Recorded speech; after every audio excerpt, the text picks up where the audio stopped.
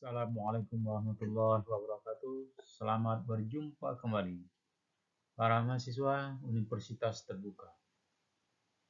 Kali ini saya akan menjelaskan materi dari modul 5 bangun ruang. Bersama saya tutor Enius Effendi MPD. Baik para mahasiswa sekalian, kali ini kita akan coba melihat kegiatan belajar 1. Kamu bisa melihat di modul kamu, modul 5.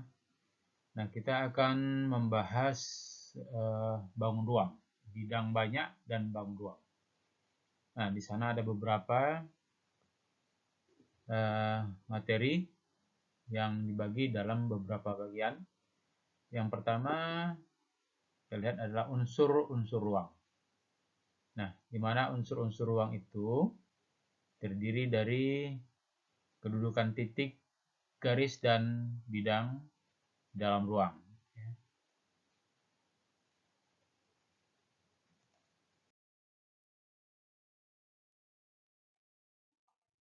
Nah, kalau kita perhatikan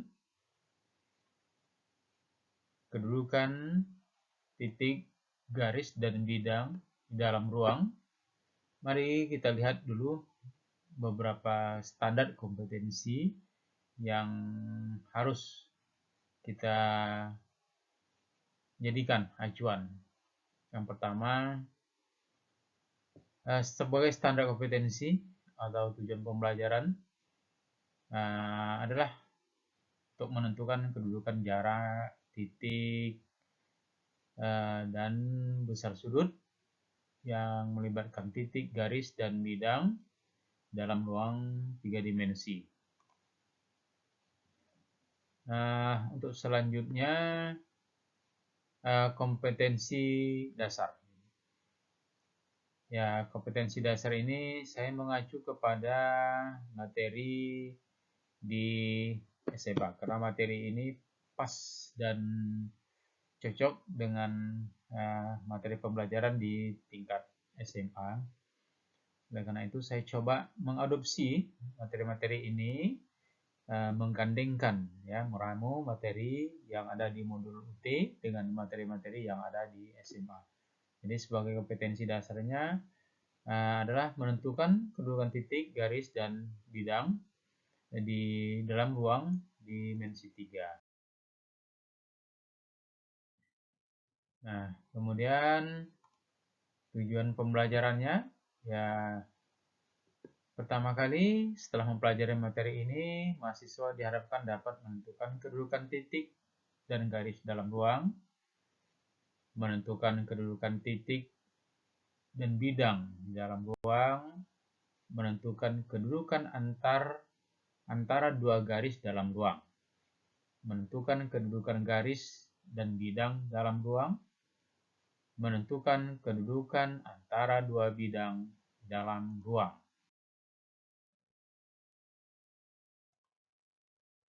Nah, ini kita lewat saja. Kemudian kita coba di sini melihat ya, titik ya. Nah, pengertian titik itu bisa kita nyatakan sebagai berikut. Nah, titik hanya dapat ditentukan oleh letaknya, tidak berukuran atau tidak berdimensi.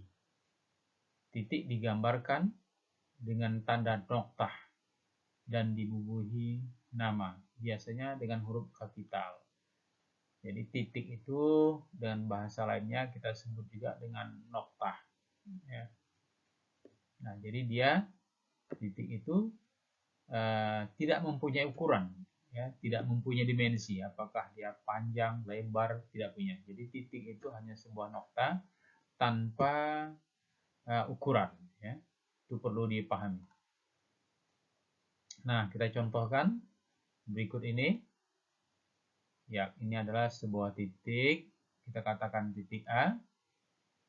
Ya, sekali lagi, A ini kita katakan titik A. Nah, kemudian titik ini kita sebut titik P.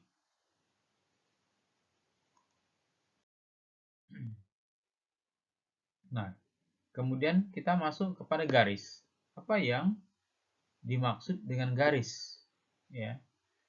Nah, garis atau garis lurus adalah ukuran panjang, ya. Atau kita katakan garis lurus memiliki ukuran panjang, tetapi tidak punya ukuran lebar. Nah, biasanya garis hanya dilukiskan sebagian saja. Disebut wakil garis. Nah, nama wakil garis dilambangkan dengan huruf kecil. Misalnya huruf G, huruf H, huruf K kecil, atau menyebutkan nama segmen garis dari titik pangkal ke titik ujung. Ya. Nah, mari kita lihat contohnya berikut ini. Nah, ini adalah garis G. Ya, ini adalah garis G. Jadi garis ini diberi simbol dengan huruf G. Ya. Kemudian boleh juga kita tulis seperti ini. Ya, di ujung ada titik A, di pangkal ada titik A, maksudnya di ujung ada titik B. Jadi ini disebut segmen ruas garis, ya. Karena A, B, ya, dimulai dari A dan diakhiri dengan B, maka segmen garis ini disebut ruas garis AB. Nah, berikutnya kita masuk kepada bidang. Bidang atau bidang datar memiliki ukuran panjang, ya, memiliki ukuran panjang dan lebar. Jadi bidang itu memiliki ukuran panjang dan lebar. Wakil bidang berbentuk persegi, persegi panjang atau jajar genjang, ya, dan diberi nama boleh alfa, beta, gamma, atau H, U, V, Y, atau dengan menyebutkan titik-titik sudut bidang tersebut. Mari kita lihat contohnya berikut ini. Nah, ini kita sebut bidang alfa, ya, karena kita beri simbol tanda alfa. Ya. Kemudian yang berikutnya, ya, karena di setiap titik sudut kita beri abjad A, B, C, D, maka ini kita sebut bidang A, B, C, D. Nah, selanjutnya bidang ini kita beri simbol dengan huruf beta dan kita sebut dengan bidang beta. Ya. Nah, yang terakhir ini adalah persegi panjang A, B, C, D. Jadi kita sebut bidang A, B, C, D. Sama. Ya. Nah, ini adalah contoh-contoh daripada bidang yang memiliki ukuran panjang dan lebar. Nah, kalau kita lihat contoh 1 dan 2 ini sama, tapi contoh 3 dan 4 juga sama. Tetapi contoh 1 tidak sama dengan contoh 3. Atau contoh kedua ini tidak sama dengan contoh ketiga dan keempat. Kenapa? Karena ini memiliki ukuran yang sama yang kita sebut dengan persegi dan contoh ini kita sebut dengan persegi panjang.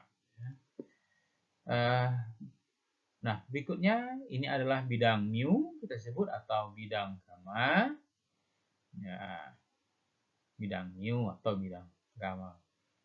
Kemudian juga bidang A, B, C, D dan bentuknya ini seperti jajar genjang, ya, seperti jajar genjang. Jadi ini dari perspektif bagaimana cara memandang, ya, ketika kita akan membuat sebuah gambar. Oke, kita sebut dengan bidang A, B, C, D. Baik, yang berikutnya ada aksioma, ya, aksioma Euclides. Nah, aksioma ini adalah pernyataan yang diandaikan benar dalam sebuah sistem dan kebenaran itu diterima tanpa pembuktian. Euclid memperkenalkan 3 aksioma penting dalam geometri. Ya. Apa saja itu? Nah, yang pertama, melalui 2 titik sebarang yang tidak berimpit hanya dapat dibuat sebuah garis lurus. Ya. Mari kita lihat apa yang dimaksudnya. Nah, ada titik A dan titik B, ini tidak berimpit. Ya. Lalu dari titik A ke titik B kita hubungkan dengan garis, kita akan mendapatkan sebuah garis lurus. Ya. Hanya sebuah garis, jadi dari 2 buah titik hanya dapat dibuat sebuah garis lurus. Nah, aksioma kedua, jika sebuah garis dan sebuah bidang mempunyai 2 buah titik persekutuan, maka garis tersebut seluruhnya terletak pada bidang. Mari kita lihat. Nah, ini bidang alfa, kemudian ada garis, ya. Maka titik yang terletak pada garis dan garis terletak pada bidang, maka titik A dan B terletak pada bidang atau garis terletak pada bidang. Oke, kita lanjut. Saya kira ini mudah dipahami. Ya, sekali lagi, kalau titik A dan titik B terletak pada bidang, maka garis AB juga terletak pada bidang. Oke. Nah, aksioma ketiga, mari kita lihat. Kalau tadi melalui 2 titik, sekarang melalui 3 titik sebarang. Ya. Jadi aksioma ketiga ini melalui 3 buah titik sebarang atau tidak pada satu garis. Hanya dapat dibuat sebuah bidang. Mari kita saksikan lagi. Nah, ini ada titik A, titik B, dan titik C. Titik A, titik B, titik C ini berada pada bidang. Ya. Lalu kita buat dari 3 buah titik dapat dibuat bidang alfa. Ya, dapat dibuat sebuah bidang alfa. Jadi ini kita sebut pada aksioma ketiga melalui 3 buah titik sebarang yang tidak berada pada satu garis hanya dapat dibuat sebuah bidang. Oke, kita lanjut. Ya. Nah, sekarang kita masuk kepada dalil 1. Dalil 1 menyatakan sebuah bidang ditentukan oleh 3 titik sebarang. Sama seperti yang sebelumnya tadi. Dari 3 buah titik hanya dibuat sebuah bidang, hanya bisa dibuat sebuah bidang. Maka sebaliknya, sebuah bidang ditentukan oleh 3 titik sebarang. Ya. Nah, kembali kita lihat titik A, B, dan C. Titik ini tidak segaris. Lalu dapat dibuat sebuah bidang datar. Ya. Nah, ini mudah kita lihat.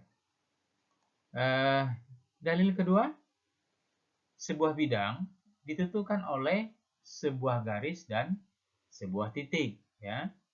Nah, jadi satu buah bidang itu dapat ditentukan oleh dari sebuah garis dan sebuah titik. Gimana? Namun titiknya berada di luar garis. Kalau titiknya di dalam garis, tidak akan bisa kita buat sebuah bidang. Jadi kita harus melihat bahwa jika ada titik di luar garis. Nah, kondisinya seperti ini. Oke. Nah, titik A berada di luar garis G. Perhatikan, ini ada garis B, ini titik A. Dan titik A ini tidak berada pada garis B. Ya, ini dimaksud dalil 2 ini. Jadi kalau kita lihat, nah, dari sebuah garis dan sebuah titik yang tidak berada pada garis dapat dibuat sebuah bidang. Oke, mudah. Berikutnya dalil ketiga. Sebuah bidang ditentukan oleh 2 garis berpotongan. Sebuah bidang ditentukan oleh 2 garis berpotongan. Nah, ini dilihat garis G berpotongan dengan garis H. Kita lihat, perhatikan baik-baik. Ya, garis G berpotongan dengan garis H. Nah, lalu dari dua garis G dan H hanya dapat dibuat sebuah bidang. Ya. Nah, yang keempat, sebuah bidang ditentukan oleh dua buah garis sejajar. Oke, kita lihat sekarang. Garis G sejajar dengan garis H. Ya. Jika garis G sejajar dengan garis H, maka dapat dibuat sebuah bidang datar. Oke. Artinya garis G dan H terletak, atau garis G sejajar dengan garis H, garis G dan H terletak pada bidang. Oke, jadi kita lihat dari dalil 1, 2, 3, dan 4. Ya, ini kedudukan titik pada bidang, ini garis titik dan garis pada bidang, ini dua garis pada bidang, ini juga dua garis pada bidang. Ya, jadi inilah kedudukan titik dan garis terhadap bidang. Baik, yang berikut kedudukan titik. Kita lihat. Nah, kedudukan titik terhadap garis itu yang pertama, titik terletak pada garis. Nah, ini titik terletak pada garis. Ya, titik A terletak pada garis. Katakanlah garis ini garis L, garis M, harus garis C, dan lain sebagainya. Nah, kemudian titik berada di luar garis. Ya. Titik B berada di luar garis. Jadi perbedaannya seperti itu dia. Kita lihat, kalau kita katakan titik berada pada garis, berarti titik A itu berada pada garis. Tapi kalau titiknya di luar garis, berarti titiknya berada di luar garis dan dia akan mempunyai jarak. Jarak titik B ke garis ini bisa kita hitung. Ya. Nah, kita lihat contoh, ada kubus. Ini bangun ruang. Kubus A, B, C, D, E, F, G, H. Perhatikan cara membaca kubus ini. Ini adalah sebuah bangun ruang yang kita sebut kubus. Cara membaca bangun ruang ini adalah kubus A, B, C, D, E, F, G, H. Jadi membacanya dari bawah dulu, dari alas ke atas ya, jangan terbalik ya. Nanti dibaca terbalik E, F, G, H, A, B, C, D. Betul, tapi salah. Ya. Cara penyebutan yang benar adalah dari bawah A, B, C, D, E, F, G, H. Baik, kita lihat garis G terletak pada garis AB, atau titik AB terletak pada garis G. Ini kita katakan titik A dan titik B terletak pada garis G. Ya. Nah, berikutnya kita lihat. Ya, ada beberapa titik sudut. Ada 8 titik sudut ya. 1, 2, 3, 4, 5, 6, 7, 8. Dalam kubus ini ada 8 titik sudut. Baik, kita lanjut. Kedudukan titik terhadap bidang.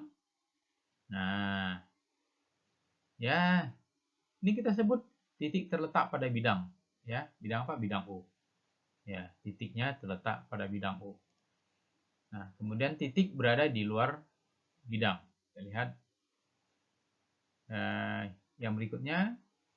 Nah, kalau ini bangun ruang, kita akan melihat kedudukan titik ini yang dimaksud, mana dia titik terletak pada bidang, mana dia titik yang terletak di luar bidang. Kita lihat, ya, katakanlah ini bidang CD GH, ya, CD GH, ya, yang berwarna biru bidang CD GH. Lalu kita lihat ada 4 buah titik ya yang membangun bidang CDGH ini. Nah, kemudian ada juga 4 titik yang berikutnya yang membangun bidang ABEF. Nah, untuk selanjutnya, mari kita lihat. Sekarang kita mengambil kedudukan garis. Kedudukan garis terhadap garis lain. dua garis berpotongan. Lihat, garis G berpotongan dengan garis H. Dua garis saling berpotongan. Ada satu titik persekutuan. Jadi ada titik potong. Jadi yang dimaksud dengan titik persekutuan itu, di mana kedua garis ini saling berpotongan. Ya. Nah, dalam hal ini kita lihat pada bidang alfa, garis G dan H terletak pada bidang alfa, garis G memotong garis H atau garis H memotong garis G, dan saling bertemu di titik A. Jadi ada satu titik A ini kita sebut titik potong atau titik sekutu. Ya, titik persekutuan. Nah, dua garis yang saling berimpit. Nah, dua garis yang saling berimpit. Kita lihat garis G, kemudian garis H. Garis G dan garis H terletak pada bidang yang sama. Garis G dan garis H saling berimpit. Nah, kalau kita lihat pertanyaannya, berapa banyak titik persekutuan? Ya, berapa banyak titik persekutuan yang ada pada dua garis yang saling berimpit ini? Ya, kalau dikatakan berapa banyaknya, maka kita mengatakan tidak akan dapat kita hitung berapa banyaknya, atau banyak titik potong, titik persekutuannya adalah tak hingga. Nah, yang ketiga, dua garis bersilangan, tidak berpotongan, tidak bersilangan, tidak terletak pada satu bidang. Ya. Kita lihat di sini, garis G terletak pada bidang alfa, kemudian ada titik A terletak di luar garis G, namun berada pada bidang alfa. Nah, kemudian juga titik H, ya, atau garis H menembus bidang alfa. Ya. Nah, ini kita sebut dua garis bersilangan. Jadi kalau garis bersilangan itu tidak berpotongan. Ya, tidak berpotongan. Tidak bersilangan, tidak terletak pada satu bidang datar. Ya.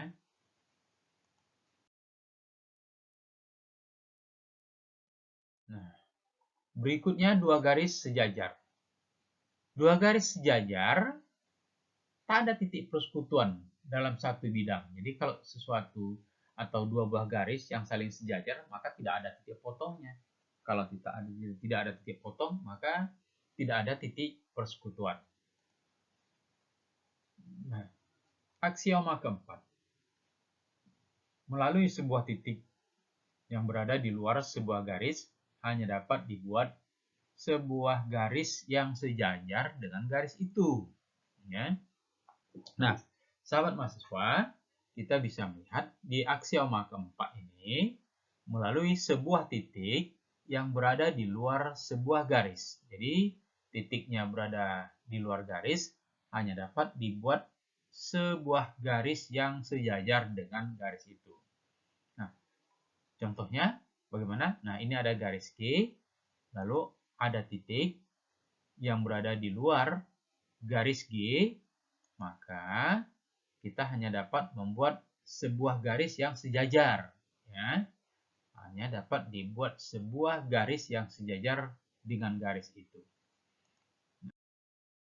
Yang berikutnya, kita lihat kedudukan garis juga. Mari kita perhatikan kubus A, B, C, D, E, F, G, H. Ya. Kubus A, B, C, D, E, F, G, H. Nah, kita lihat garis G. Garis G dalam hal ini melalui titik A dan B, atau kita katakan titik A, titik B terletak pada garis G. Ya. Nah, G berpotongan dengan AD, AE, BC, dan BF. Ya. Kita lihat G berpotongan dengan AD. AD. Ya, lihat ini. Kalau kita lihat AD, kalau kita tarik garis dari titik A ke titik D, maka garis G ini pasti akan berpotongan dengan garis AD. Demikian juga garis AE dari A ke E. Kalau kita tarik garis dari atas ke bawah ini, maka dia akan berpotongan juga dengan garis G. Demikian juga dengan BF. Ya, kalau kita tarik BF ini kita perpanjang, maka garis G ini juga akan memotong garis BF. dan BC.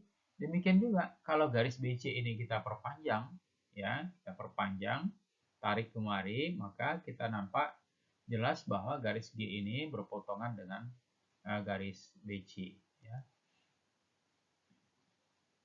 Bagaimana, sahabat-sahabat mahasiswa? Mudah bisa dipahami. Saya kira mudah untuk kita jelaskan, ya, karena ini ada visualisasinya. Kita lihat garis-garis yang berwarna merah ini, ya, ini adalah yang menyatakan G berpotongan dengan AD, AE, BC, dan BF. Ya. Kita lihat G sejajar. Nah, kita lihat sekarang kalau begitu yang sejajar dengan garis G ini. Kita lihat, ayo siapa yang bisa melihat, memperhatikan, ya, G sejajar dengan DC. DC mana dia? Ini DC, ya, ini DC. Kalau kita tarik dari garis DC ini kita perpanjang, nanti kita akan melihat bahwa garis DC ini akan sejajar dengan garis G. Ya, kemudian garis EF, ya, EF juga sejajar dengan garis G. Kemudian ada garis HG juga. HG juga sejajar dengan garis G.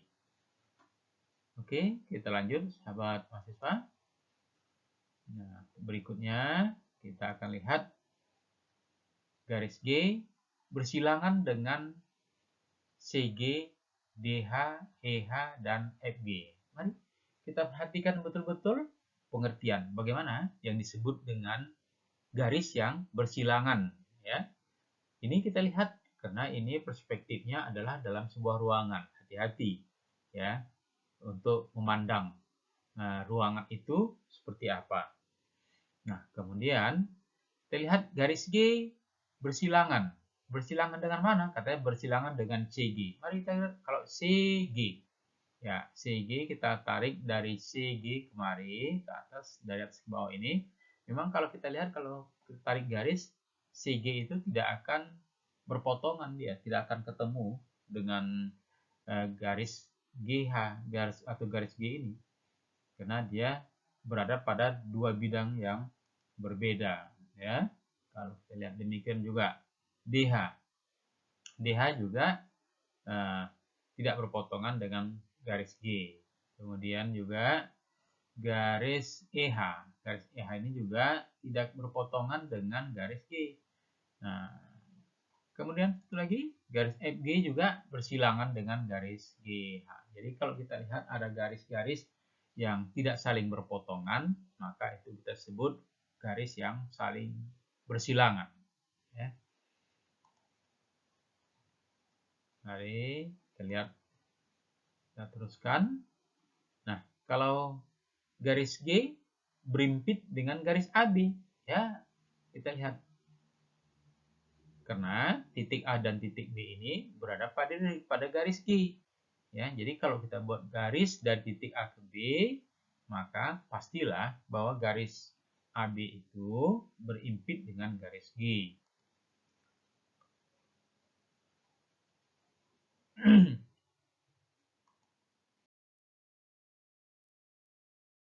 Nah, berikutnya kedudukan garis, ya, dalil tentang dua garis sejajar, ya.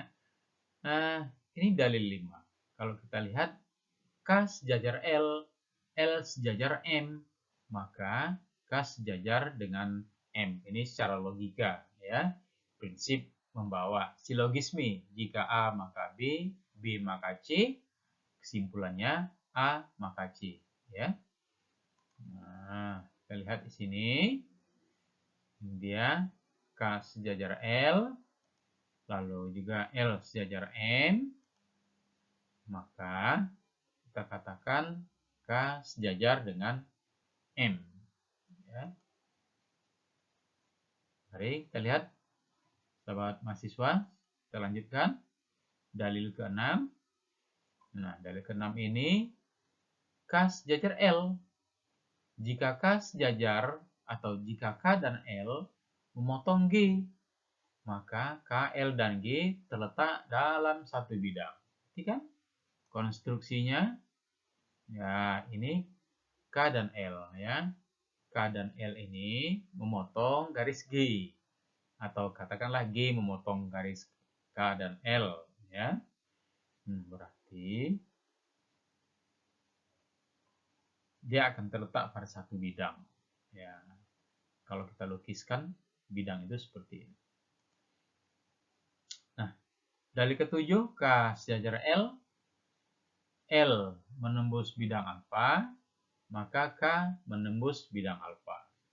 Nah, ini dia contohnya.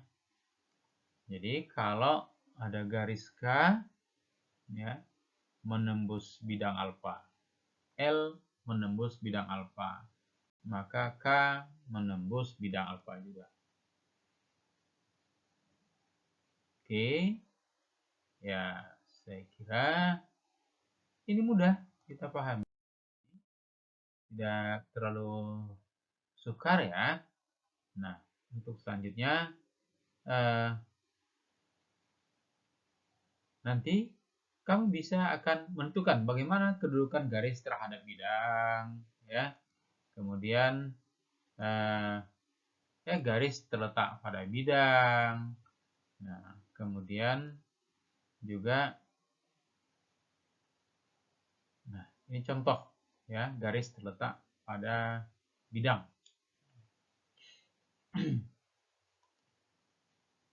Garis sejajar bidang ya. Nah, garis sejajar bidang itu ini ada bidang alfa. Kita lihat garisnya juga terletak di luar bidang, maka kita katakan garis sejajar dengan bidang. Nah, kemudian garis memotong bidang ya. Ada satu titik persekutuan. Kemudian kita lihat, kita maju terus. Ini dia. Kita sebut ya, ini kita lihat bahwa garis memotong bidang. Ada satu titik persekutuan. Ini titik A kita katakan titik tembus antara garis G dan bidang alfa. Jadi karena titik A ini terletak pada bidang alfa dan G ya, atau titik A terletak pada garis G, maka kita sebutlah bahwa titik A ini adalah titik persekutuan antara garis G dan bidang alfa. Lihat kedudukan garis. Baik, buat mahasiswa, mari kita lanjut ya. Kamu dapat melihat dan dapat memperhatikan berikut ini. Nah, ini adalah kubus ya, kubus A, B, C, D, E, F, G, H. Nah, kita lihat garis dan bidang yang saling sejajar atau garis yang terletak pada bidang ya. Nah, garis yang memotong bidang A, B, C, D adalah garis yang terletak pada bidang ini. AB, BC, CD, dan AD. Ya. Kemudian garis, saya katakan tadi yang memotong. Sebenarnya yang pertama tadi adalah yang terletak pada bidang. Ya. Jadi kalau dia memotong bidang ABCD adalah lihat yang tegak lurus ini. Ya. Yaitu garis BF, CG, DH, dan AE. Oke, kita lanjut. Nah, ini garis-garis yang saling memotong atau menembus bidang ABCD. Ya. Nah, kita lihat garis yang sejajar dengan ABCD dan EFGH. Lihat di sini. Bagaimana garis-garis yang sejajar dengan ABCD, dengan bidang ABCD. Kalau sejajar dia pastilah tidak mempunyai titik potong ya, tidak mempunyai titik potong. Nah, kita bisa melihat mana garis-garis yang sejajar dengan bidang ABCD. Nah, kamu bisa lihat sendiri. Oke.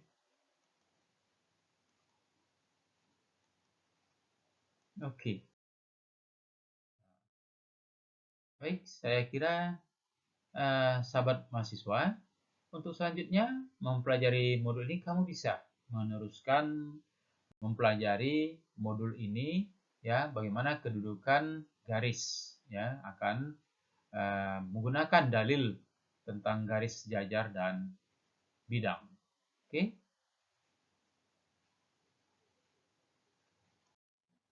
Oke, baik mahasiswa sekalian. Kembali kita lanjut. Sekarang kita lihat kedudukan garis. Nah, dalil garis sejajar terhadap bidang. Kita ambil dari 8, garis G sejajar garis H. H terletak pada bidang A, maka G sejajar bidang A. Kita lihat di garis G dan garis H, atau garis G sejajar garis H.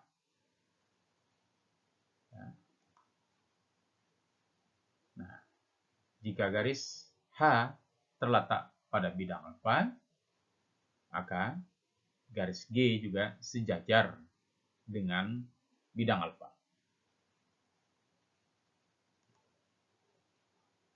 Dalil 9, jika A melalui G, G sejajar bidang beta, maka bidang alfa beta sejajar garis G. Sekali lagi, A melalui G dan G sejajar beta, maka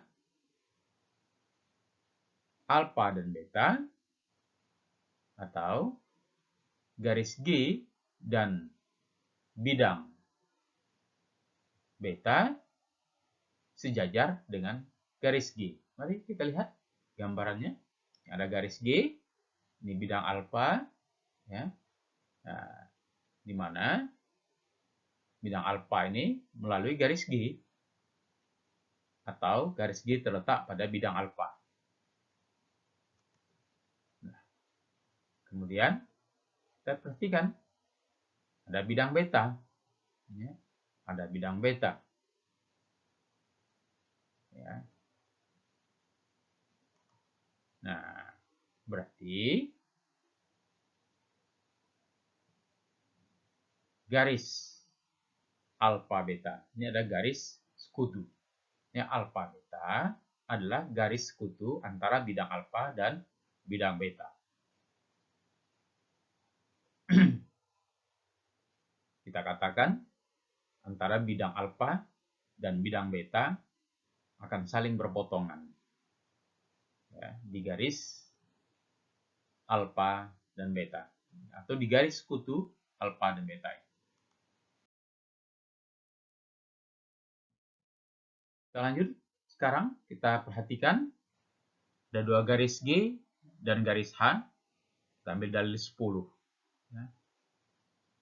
Garis G sejajar garis H. Garis H sejajar bidang alfa. Maka garis G sejajar bidang alfa. Kita perhatikan kedudukan garis G dan garis H. Ya. Nah, jika garis G sejajar garis H dan garis H sejajar dengan bidang alfa. Garis H sejajar bidang alfa. Nah, kesimpulannya bisa kita lihat, ya, bahwa garis G juga akan sejajar dengan bidang alfa. Dalil 11, alfa berpotongan dengan beta. Ya, alfa berpotongan dengan beta. Alfa sejajar dengan G. Beta sejajar dengan G.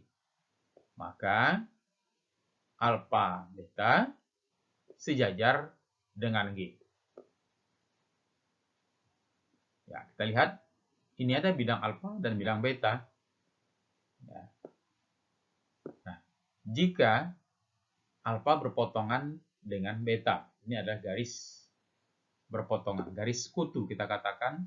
Ini ada garis sekutu, ya. Ini garis sekutu kita katakan antara alfa dan beta. Ya. Nah, kita lihat garis G ya. Dan garis G ini sejajar dengan bidang alfa dan juga sejajar dengan bidang beta. Ya, garis G sejajar bidang alfa, garis G juga sejajar dengan bidang beta. Maka garis sekutu alfa beta juga akan sejajar dengan garis G. Oke. Mari kita lanjut. Ya, kita lihat. Ya, ini adalah garis sekutu. Alfa beta ini adalah garis sekutu perpotongan antara bidang alfa dan bidang beta yang kedudukannya juga sejajar dengan garis G. Nah, sekarang kita masuk kepada kedudukan bidang. Ya. Yang pertama, dua bidang dikatakan berimpit. Ya.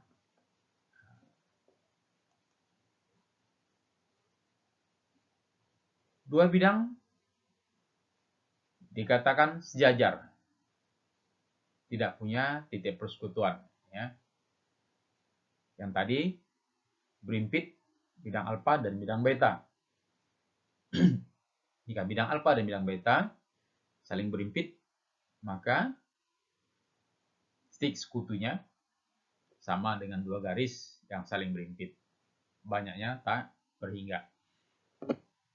Demikian juga dua bidang yang sejajar. Jika dua bidang sejajar tidak saling berpotongan, maka titik sekutunya atau titik potongnya tidak akan pernah ada. Ya. Nah, yang ketiga, dua bidang yang saling berpotongan. Ya. Akan memiliki satu garis persekutuan atau garis potong. Nah, kita lihat ini kedudukan ya. Ini adalah bidang alfa, bidang beta yang saling berpotongan, maka akan memiliki satu garis potong. Ya. Garis potong ini kita sebut dengan garis sekutu. Garis sekutu ini terletak pada bidang alfa juga terletak pada bidang beta. Oke. Nah, yang berikutnya juga kita lihat contoh berikut ini. Bangun ruang, kubus A, B, C, D, E, F, G, H.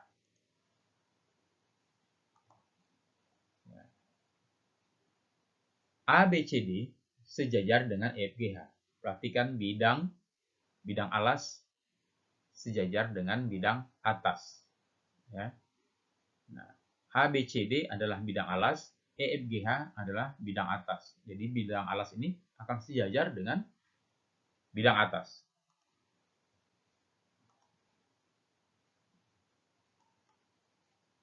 Lanjut. A, B, C, D berpotongan dengan A, B, F, E. A, B, C, D akan berpotongan dengan A, B, F, E. Ya, A, B, F, E. Atau A, B, E, F. Ya. A, B, C, D adalah bidang alas. Sedangkan A, B, F, E ini adalah bidang frontal. Ya, bidang yang di depan. Jadi, kalau kita lihat berpotongan. Di mana dia berpotongan? Di garis AB. Ya. Dan ADEH, ADHE atau ADEH. Dan ADEH. Jadi dia saling berpotongan juga. Berpotongan juga dengan bidang CDHG atau CDGH. Dan juga akan berpotongan dengan bidang BCFG. Ya. Jadi bidang alas ini berpotongan dengan 4 bidang yang saling tegak lurus. Ya.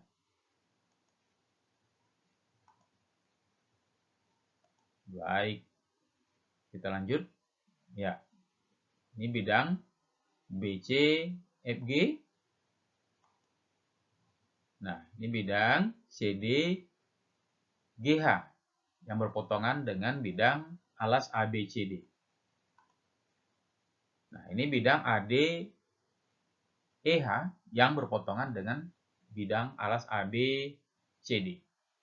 Jadi saling tegak lurus, ya, akan membentuk sudut 90 derajat karena bangun ruang kubus ya.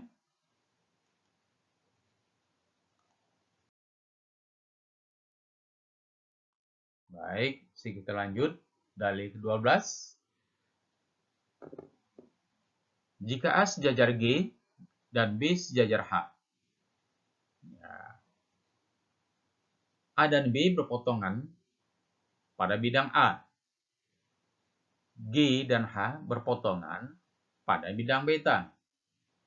Maka bidang A sejajar dengan bidang beta. Mari kita lihat kedudukan.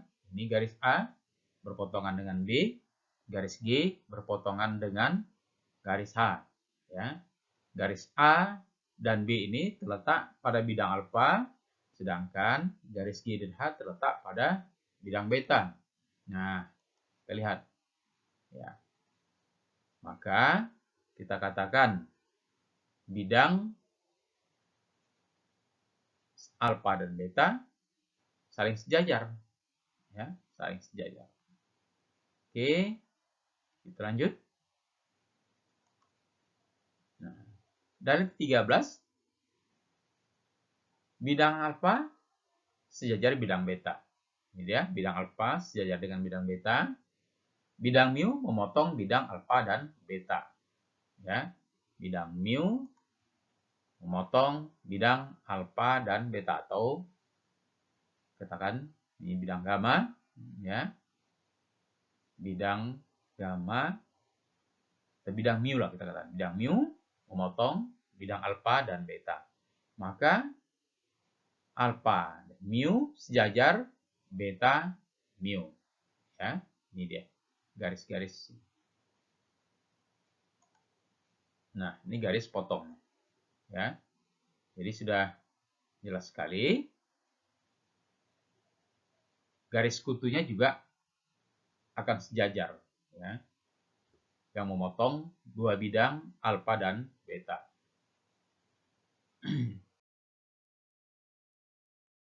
Baik, kita lihat dalil ke-14.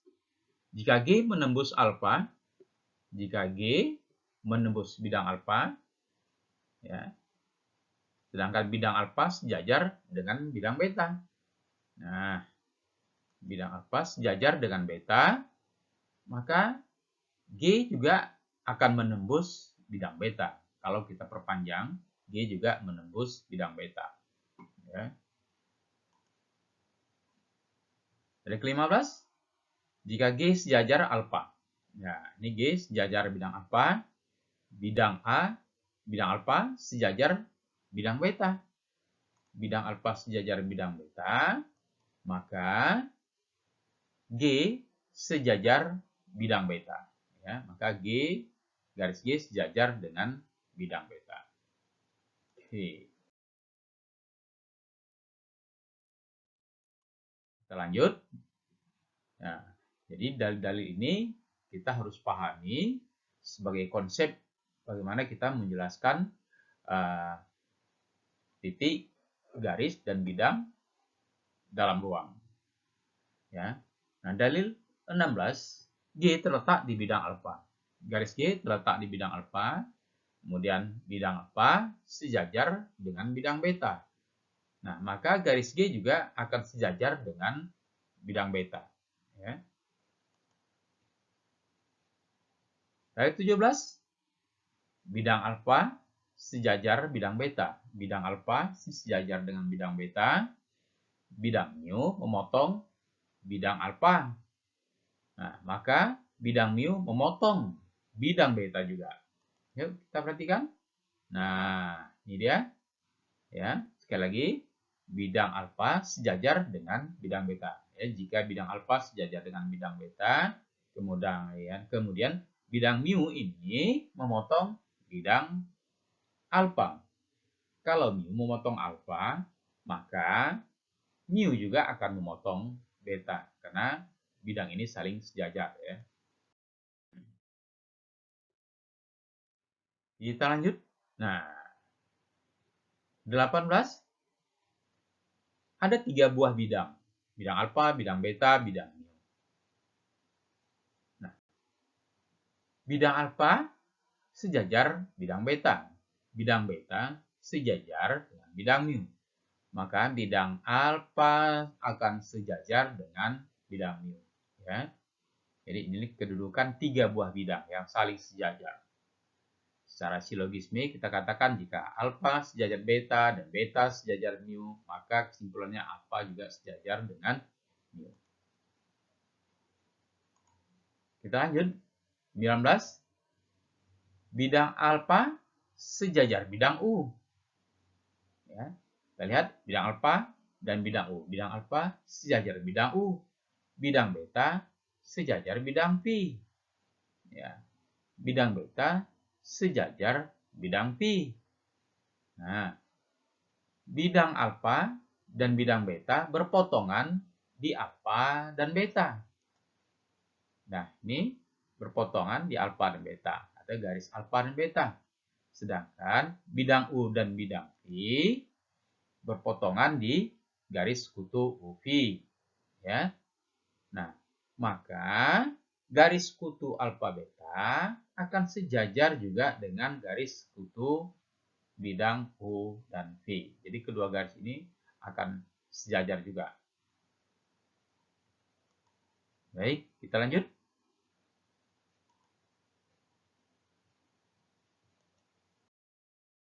Nah, para mahasiswa sekalian, itu merupakan dalil-dalil yang penting kita ketahui dan kita pahami ya untuk menanamkan konsep bagaimana kita menjelaskan kedudukan titik, garis dan bidang dalam sebuah bangun ruang ya. Baik, untuk selanjutnya mari kita coba berdiskusi ya dengan mengamati gambar kubus A, B, C, D, E, F, G, H berikut ini. Nah, temukan titik-titik yang terletak pada garis BD, bidang BCGF, bidang ABGH. Carilah garis-garis yang sejajar dengan bidang ABCD, bidang BCGF, bidang ABGH. Carilah garis-garis yang tegak lurus dengan garis. Nah, untuk menjawab ini, kamu bisa letakkan jawabannya di forum diskusi. Ya, kamu bisa meletakkan jawabannya di forum diskusi dan saling berdiskusi dengan rekan-rekan yang ada di kelas ini. Nah, ini adalah contoh. Ya. Nah, ini bagian kedua, bidang banyak dan bangun ruang. Ya. Para mahasiswa sekalian, banyak bentuk bangun-bangun ruang. Ya. Nah, diantaranya ini kita ambil beberapa contoh bentuk bangun ruang sebagai sampel saja. Nanti kamu bisa membacanya di modul atau bisa mencari bangun-bangun ruang yang lain. Ya. Nah, bidang banyak itu disebut juga dengan polihedron. Ya, poli itu banyak, disebut banyak. Jadi hedron bidang. Nah, sekarang kita lihat di sini ada beberapa gambar ya. Ada beberapa gambar. Ini bidang 4 kita sebut dengan bidang 4 karena memang bidangnya ada 4 buah ya. Pertama bidang A, B, C, kemudian bidang TAB, yang ketiga bidang TBC, yang keempat bidang TAC. Jadi ini bangun ruang limas ya. Limas kita katakan limas segitiga. Limas segitiga ini kita sebut juga dengan bidang 4. Ya. Nah, yang kedua ini kita sebut adalah bangun ruang prisma. Prisma ini kita sebut dengan prisma segitiga tegak. Kenapa kita sebut dengan prisma segitiga? Karena kalau kita perhatikan alasnya adalah terdiri dari bidang segitiga, ya, bidang segitiga. Jadi karena bidang alasnya segitiga, maka prisma ini kita katakan prisma tegak segitiga. Nah, yang contoh yang ini kita sebut prisma tegak segi empat. Nah, kenapa kita sebut prisma tegak segi empat? Karena kita lihat alasnya berbentuk segi 4. Ya. Jadi penamaan prisma ini kita lihat dari bentuk alasnya. Kalau alasnya segitiga, maka kita sebut prisma itu prisma segitiga. Kalau alasnya segi 4, kita sebut prisma itu prisma segi 4. Dan kalau bentuknya seperti ini, segi 5 bidang alasnya, maka prisma ini prisma tegak segi 5. Kita sebut juga prisma tegak segi 5. Ya.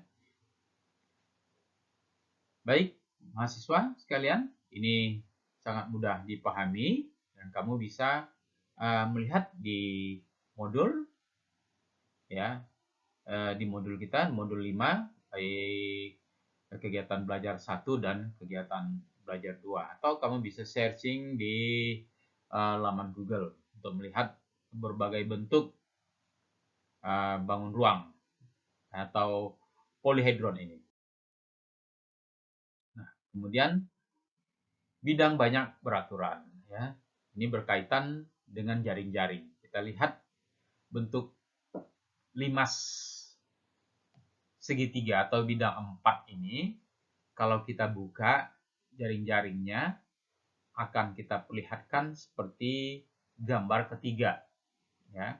Nah, gambar kedua ini, kalau bentuk gambar ketiga kita lipat, kita tekuk berdasarkan garis-garis yang ada, maka kita akan mendapatkan gambar seperti ini.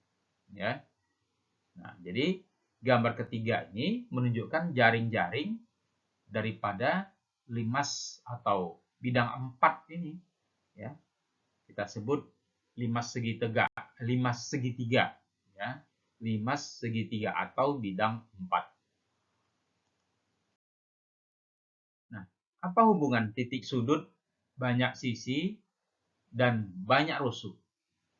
Nah, menurut Euler, ya, secara seorang ahli matematik dan juga dalam bidang geometri, telah menemukan banyaknya bidang, ya, banyak bidang pada satu bangun ruang yang berhubungan atau yang menghubungkan antara titik sudut, ya, sisi, dan rusuk. Ya. Nah, bidang 4 mempunyai 4 titik sudut. Ya, kemudian ada 4 sisi. Dan rusuknya ada 6 buah rusuk.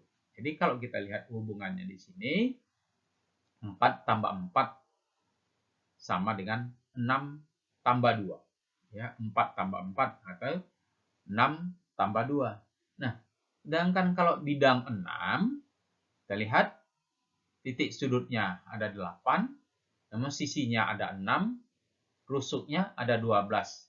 Lalu kita dapatkan hubungan antara TS dan R, 8 ditambah 6, itu akan sama dengan 12 tambah 2. Nah, demikian seterusnya, sampai kepada bidang 20.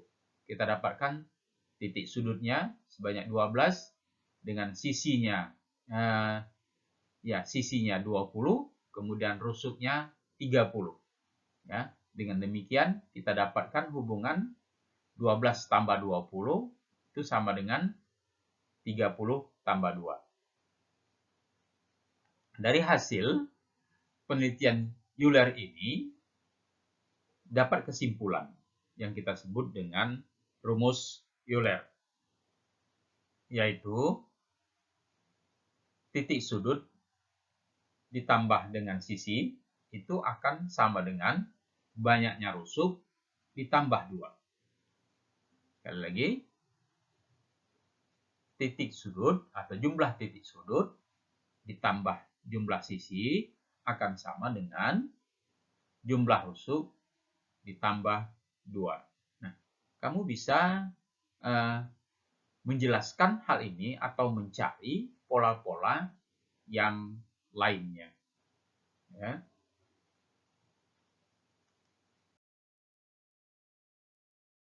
Nah, kita ambil contoh limas segi 4 beraturan. Ya. Nah, ini sekarang kita mencoba melihat bangun ruang limas, ya, segi 4. Kenapa kita katakan limas segi 4? Karena alasnya berbentuk segi 4. Ya. Nah, segi 4 ABCD ini dinamakan bidang alas, sedangkan segitiga TAB, TBC, kemudian TCD bidang belakang, dan TAD bidang sisi samping kiri ini dinamakan bidang tegak atau sisi-sisi tegak dari limas TABCD. Nah, titik T ini kita namakan titik puncak. Ya. Titik T ini kita sebut titik puncak. Nah, sedangkan ruas garis TA, TB, TC, dan TD, kita lihat TA, TB, TC, dan TD dinamakan rusuk tegak. Jadi yang mirip ini kita sebut dengan rusuk tegak. Nah, jarak dari titik puncak ke bidang alas kita sebut TS. Nah, TS ini kita sebut tinggi limas. Ya, jadi kalau kita ingin mengetahui berapa sih tinggi limas, maka kita akan menarik garis dari titik T ke bidang alas ABCD secara tegak lurus. Ya. Nah, kemudian garis tinggi pada bidang tegak. Garis tinggi pada bidang tegak TCB atau TBC. Garis tingginya adalah TP, ya, atau TP kita sebut sebagai apotema, ya. Nah, TP ini terletak pada bidang TBC. Sama juga nanti kalau kita tarik titik T terhadap titik tengah garis AB, kalau kita hubungkan, ya, kita katakan sini misalnya TQ, ya, TQ, maka TQ juga sama dengan TP merupakan apotema. Nah, yang berikutnya bidang-bidang TBD dan TAC dinamakan bidang-bidang diagonal, ya. Nah, bidang TBD, ya, yang di dalam ini kita lihat, kalau kita lihat garis putih, garis merah, TBD, ya. Kemudian TAC, TAC. Kalau kita tarik garis antara titik A ke titik C, kita hubungkan, akan kita peroleh sebuah bidang juga, ya, yang saling berpotongan. Jadi bidang TBD akan berpotongan dengan bidang TAC, ya, di mana nanti akan memiliki garis sekutu di garis TS, ya. Nah, bidang-bidang tersebut kita sebut bidang diagonal pada limas TABCD.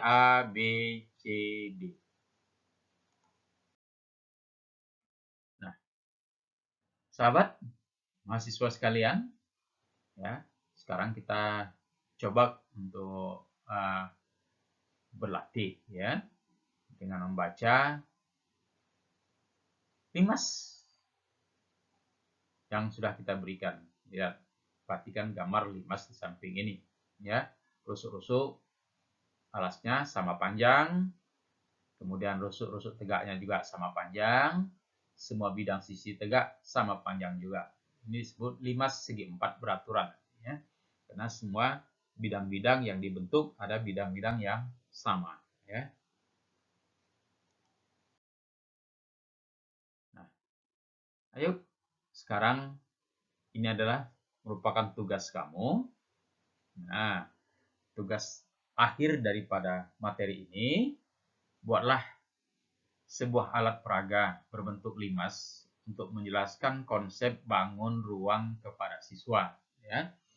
Nah, kamu bebas mau membuat alat peraganya apa. Ambil salah satu contoh bangun ruang. Apakah kamu ingin mengambil bangun ruangnya kubus? Silakan. Kamu ingin mengambil bangun ruangnya limas? Boleh. Kamu ingin mengambil bangun ruangnya trapesium? Boleh. Kamu ingin mengambil bangun ruangnya Prisma juga boleh, silakan. Kerucut juga boleh. Nah, buatlah sebuah video bagaimana Anda mengajarkan konsep bangun ruang tersebut kepada siswa. Nah, seperti biasanya, Anda harus mengupload videonya melalui channel YouTube dan kirimkan linknya di laman tugas ini ya. Oke, saya kira itu yang bisa kita sampaikan dalam kesempatan ini sebagai bahan ya pertemuan kita.